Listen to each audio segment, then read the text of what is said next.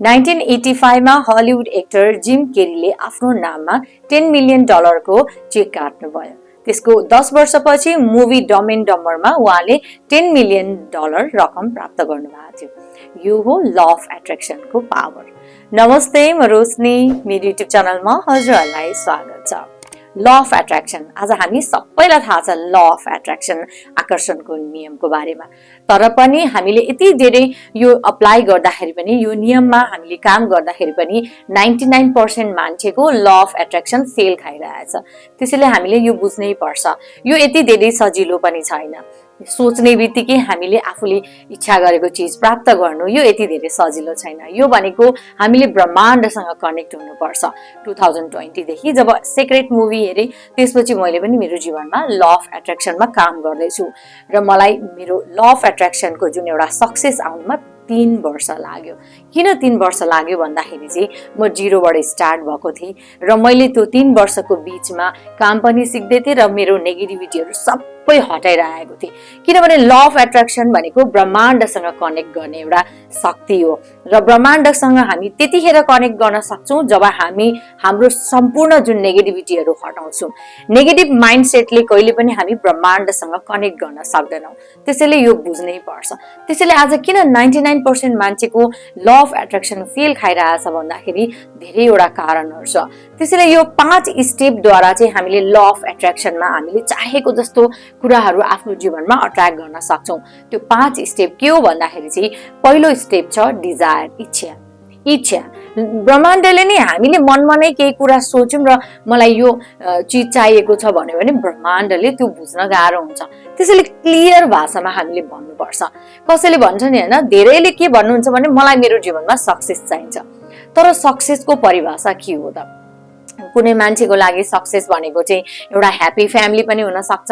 कुनै मान्छेको लागि सक्सेस भनेको एकदम धेरै पैसा पनि हुन सक्छ। कसैको लागि पोजिसन सक्सेस हुन सक्छ। त्यसैले सक्सेस भन्ने कुरा हरेक पर्सनमा फरक फरक हुन्छ।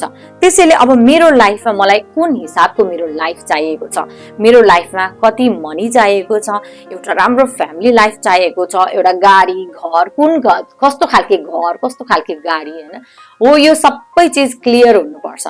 त्यसैले हाम्रो जुन एउटा इच्छा गरेको चिज छ नि, त्यो एउटा कपीमा हामीले लेख्ने कि मलाई एक्चुअल मेरो लाइफमा के चाहिएको छ, कति पैसा चाहिएको छ, एक्युरेट त्यो पैसा कति वर्षमा मैले पाउन सक्छु हो, त्यो एक्युरेट मनी, एक्युरेट डेट, कस्तो टाइपको घरको पिक्चर, हैन, कति पैसा, आफ्नो एउटा ह्याप्पी फ्यामिली लाइफ, एउटा हेल्दी बडी हो। जब हाम्रो इच्छा यस्तो छ भने यो सबै कुराहरू हामीले एउटा डायरीमा लेख्ने अनि त्यसपछि यसको पिक्चरहरू आफ्नो जतिखेर पनि देखिने ठाउँमा राख्ने। यो किन गर्ने भन्दाखेरि चाहिँ जब हामी कुनै कुराहरू पनि लेख्छौँ नि हैन, त्यो हाम्रो सबकन्सियस माइन्डमा जान्छ अनि एउटा भिजन बोर्डमा जब हामी यो पिक्चरहरू टाँस्छौँ र एभ्री डे हामी हेर्छौँ, सुत्ने बेलामा हेर्छौँ, बिहान उठिसकेपछि हेर्छौँ, त्यो हाम्रो सबकन्सियस माइन्डमा डिप प्रोग्राम भइरहेको हुन्छ।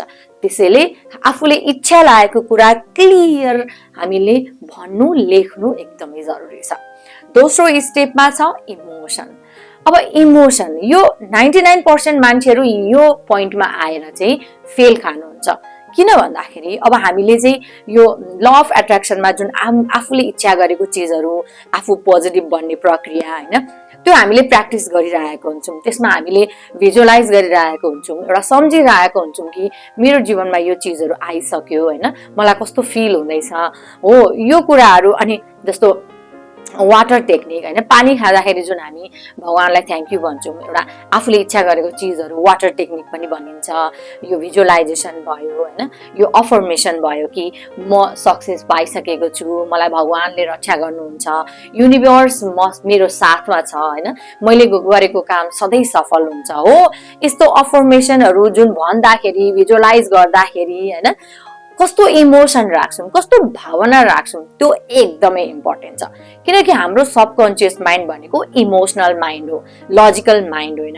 हाम्रो सबकन्सियस माइन्डले चाहिँ इमोसन, भावनात्मक एउटा खोजिरहेको हुन्छ क्या, भावनासँग सम्बन्धित भएको हुनाले हाम्रो जीवनमा साँच्चै नै त्यो कुरा एकदमै इम्पोर्टेन्ट छ। हाम्रो जीवनमा हामीलाई त्यो कुराहरू यति धेरै महत्त्व राख्छ कि हामी त्यो फिल गर्छौँ भने अनि बल्ल ल अफ एट्र्याक्सनले काम गर्छ, सबकन्सियस माइन्डले रिड गर्छ। त्यसैले यो अफर्मेसन भनेको आफूलाई राम्रो राम्रो कुराहरू भन्ने अनि त्यसपछि भिजुअलाइज गर्ने हो। त्यतिखेर हामी एकदमै इमोसनल हुनु जरुरी छ क्या, किनकि हाम्रो जीवनमा त्यो यति धेरै महत्त्व राखोस् त्यो कुराको। तेस्रो स्टेप छ विश्वास। कुनै पनि कुरा हाम्रो विश्वास नभइकन हुँदैन। अब होस् ल अफ एट्र्याक्सनमा म पनि काम गर्छु, तर काम चाहिँ सुरु गरेँ र ला फेल भयो भने कतै मैले मेरो टाइम वेस्ट त गरिरहेको छुइनँ, किनभने टाइम लाग्छ, एकदमै धेरै टाइम लाग्छ। त्यसैले कन्सिस्टेन्सी र पेसेन्स हाम्रो लाइफमा हुनै पर्छ। यो फर्मुलालाई हामीले एडप्ट गर्नै पर्छ। तर चाहिँ बीचमा हामीले एउटा फेलियर, एउटा असफलता देख्यौँ र हामी निराश भयौँ, ला मैले कतै टाइम वेस्ट गरिरहेको छु कि कतै म फेल हुने हो कि, ला फेल भयो भने मलाई अरूले के भन्छ, यदि यस्तो थटहरू आउनु थाल्यो भने ल अफ एट्र्याक्सनले काम गर्दैन। त्यसैले जति सक्दो हाम्रो माइन्ड पोजिटिभ हुनुपर्छ। हामीले बिलिभ गर्नुपर्छ कि म एउटा राम्रो काम गर्दैछु र राम्रो काम गरे बापत भगवानले मलाई त्यसको फल पनि दिनुहुन्छ, तर मैले काममा फोकस गर्ने हो। यो चिजले चाहिँ बल्ल ल अफ एट्र्याक्सनले काम गर्छ। चौथो छ एक्सन। जबसम्म हामी काम गर्दैनौँ नि तबसम्म त्यो सब कुराहरूले काम गर्दैन, किनभने एक्सन त गर्नै पर्छ। हामीले यो होइन कि आज हामीले एकदम एउटा रातो कार हामीले इमेजिन गर्यौँ, तर बसी बसी अब कार आउँछ भनेर ढुक्क भएर बस्यौँ भने त्यो हुँदैन। काम हामीले नै गर्नुपर्छ। युनिभर्सले जुन एउटा हुन्छ नि, भगवानले त हामीलाई बाटो देखाइदिने हो। अब जस्तो हामीलाई हेल्दी बडी चाहिएको छ भने एक्सर्साइज त हामीले नै गर्ने हो, त्यत्तिकै त हेल्दी बडी आउँदैन। तर युनिभर्सले चाहिँ हामीलाई कसरी मद्दत गर्नुहुन्छ भन्दाखेरि चाहिँ हाम्रो मोबाइलहरूमा एउटा राइट भिडियोहरू आउँछ, एउटा राम्रो हेल्दी डाइटहरू फलो गर्ने मान्छेले टिप्स दिइरहेको हुन्छ, कतै एक्सर्साइज गर्ने भिडियोहरू आइरहेको हुन्छ, अनि हामीलाई ओहो मैले त सोचेको थिएँ एक्सर्साइज गर्छु भनेर अनि हामीलाई मोटिभेट हुन्छौँ क्या। हो त्यसरी ब्रह्माण्डले हामीलाई चाहिँ सहयोग गरिरहेको हुन्छ, बाटो देखाइरहेको हुन्छ। बाँकी एक्सन हामीले नै गर्ने हो। जबसम्म हामी काम गर्दैनौँ कसरी हाम्रो जीवनमा पैसा भन्यो होइन, सक्सेस भन्यो कसरी आउँछ। त्यसैले एक्सन यो एकदमै महत्त्वपूर्ण पार्ट हो। र कतिजना मान्छे कस्तो हुन्छ भन्दाखेरि काम त गरिरहेको हुन्छ, तर त्यो एउटा टेम्पररी जुन क्षणिक असफलता आफ्नो जीवनमा आउँछ अनि त्यो एक्सनै गर्न छोडिदिनुहुन्छ, फेरि अर्को एक्सन अर्को काममा हात हाल्नुहुन्छ होइन। जब हामी त्यो गर्छौँ नि ल अफ एट्र्याक्सनले काम गर्दैन। त्यसैले जुन काममा हात हाल्नुभएको छ र भित्रैबाट लाग्छ कि यो कामले मेरो पनि जीवन राम्रो बनाइरहेछ र अरूको जीवनमा पनि सघाउ पुर्याइरहेछ भन्दाखेरि जतिसुकै क्षणिक असफलता आओस् यो कामलाई छोड्नु हुँदैन। त्यसैले काम भन्ने कुरा चाहिँ गर्नुपर्छ। यो एक्सन भन्ने कुरा सबैभन्दा इम्पोर्टेन्ट पार्ट हो ल अफ एट्र्याक्सनको। र पाँचौं छ रिसिभ। जब हामी आफ्नो जीवनमा यो सबै गरिसकेपछि जब रिसिभ गर्ने बेला आउँछौँ नि त्यतिखेर हामी कति ग्रेटफुल छौँ, भगवानप्रति हामी कति आस्था राखिरहेको छौँ।